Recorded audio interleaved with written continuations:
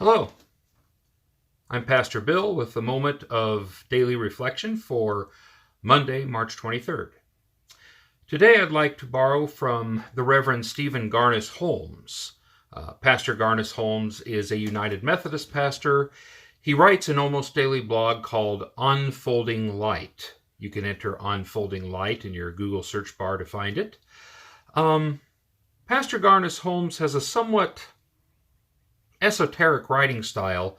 You kind of have to let his words sink into your mind a little bit, let them incubate and marinate.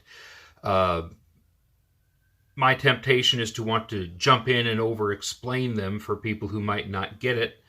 But then that's limited to my interpretation, and I think it's better to just let Pastor Garnis Holmes' words speak in their own way, and for you to hear them in your own way. So I invite you to view and review this video as many times as you need. And maybe as you sleep tonight, they'll start to sink in a little bit. So the biblical basis for this reflection is from the Gospel of John. After having heard that Lazarus was ill, Jesus stayed 2 days longer. Martha said to Jesus, "Lord, if you had been here, my brother would not have died." So, why did Jesus delay? So he could raise Lazarus?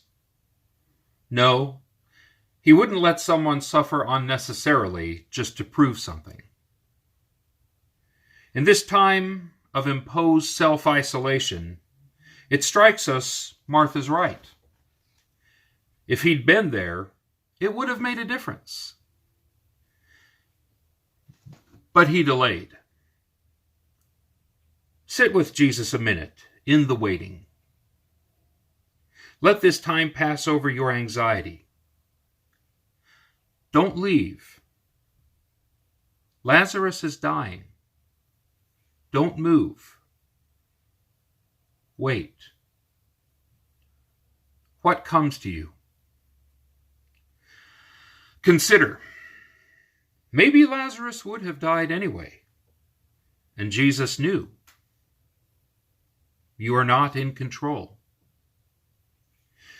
You can't save even your dearest. Life will happen to them. You can't escape life and its suffering. Even faith offers no detour. Unpreventable tragedy will strike. Illness unto death. Believing it shouldn't happen to me is a burden. Maybe Jesus took 2 days to accept what he could not control, and to find God there in the powerlessness, in making peace with what is. Letting go of what he wanted, good as it was. We are not in control, but God is here. Sometimes it takes time to find God by not escaping what is. I write these words, waiting to hear who of my beloved is ill, knowing my part will be to wait at a distance. Want what you want, even life itself.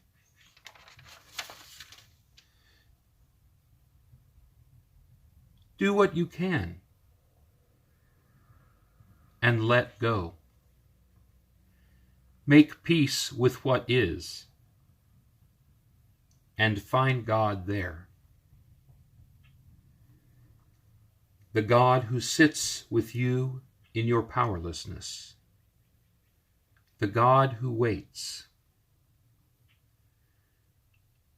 The God who is already there.